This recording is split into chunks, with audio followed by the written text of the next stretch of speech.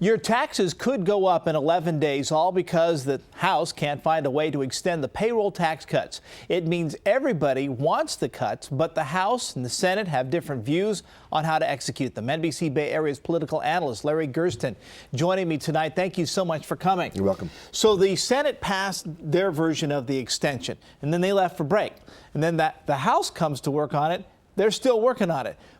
It seems like everybody wants these cuts, but it's a matter of whether we're going to have them for a year or for 2 months or what's going to go on. And so the entire thing is now stalled. You know, it's never one simple thing. There are always all these ancillary parts that clutter it up. That's the problem here. It isn't just a matter of carving back the payroll taxes for another year, 2%, as people have said we should do. They've entered in all kinds of other issues, all the way from the Keystone pipeline to doctors' payments and everything in between. So what happens is the clutter is what makes it very difficult for both sides to see things the same way. And layer on top of that, Brett, the fact that you've got to figure out how to pay for it. The Democrats in the Senate want to pay for it with a surcharge for millionaires. The folks in the House, particularly Republicans, want to pay for it by taking money out of existing programs. So you put it all together, and suddenly what everybody wants to do can't be done. But the thing is, the Senate did this. The Senate figured it out. So it would seem like the simple thing would be the House just sign off on it. We're good to go for a couple of months.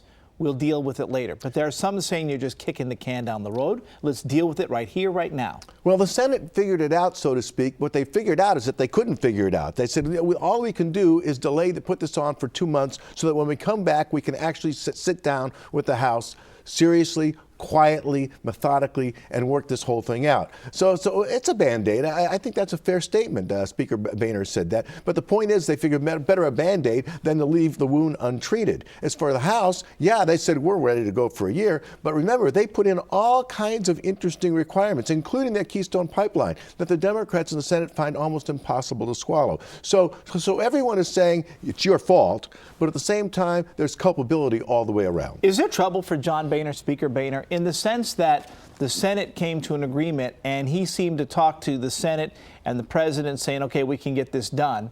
And he goes back and they can't get it done. Is there a communication problem between his party in the House and the Senate? This isn't the first time we've seen Speaker Boehner sort of like out on a limb. You may remember that during the summer he went ahead and negotiated a $4 trillion debt reduction program with the president, only to come back and find his caucus say to him, we're not going for it. If you would ask the Republicans, they'd say, no. There's room for everyone in this party. We're doing just fine. Thank you very much. He is our leader.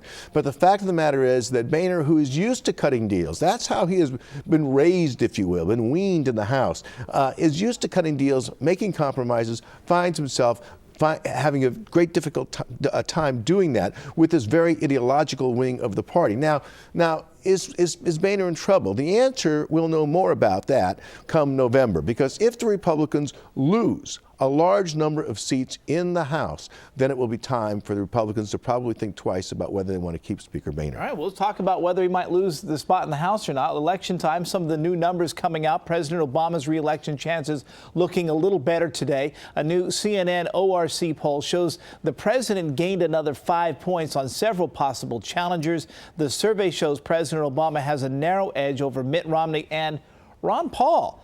Which of these candidates do you think it would have a better chance of winning, though, if they were pitted against Obama? Ron Paul, we're talking about him now. Ron Paul has a great following, but the problem is the following is very narrow. In other words, it's deep but narrow. And you can't go too far with that following. Yeah, in Iowa you can do it because of the way that the system is set up there for their caucus. But other places, not so easy. Newt Gingrich, well, we've seen what's happened to him in recent weeks, just the last couple of weeks. He was flying high and has fallen down. The one that the president probably fears the most is the one who many believe has held that steady hand, and that's Mitt Romney. In poll after poll, he keeps moving along, and he's always somebody there. There's always the anti-Romney, but the anti-Romney is looking at the Romney. And so he is beginning to develop some traction and some momentum. And it's likely that the Obama people are looking most seriously at Mitt Romney as their opponent come November. Now, there will be plenty of time for others to pop up between now and spring. But as the days go on and as the difficulty of fundraising and putting boots on the ground grows, chances are it's going to be one of the candidates there. Right. And the one who seems to keep having the most traction is Mitt Romney. Larry Gerston, thanks again. Always good to see you. Take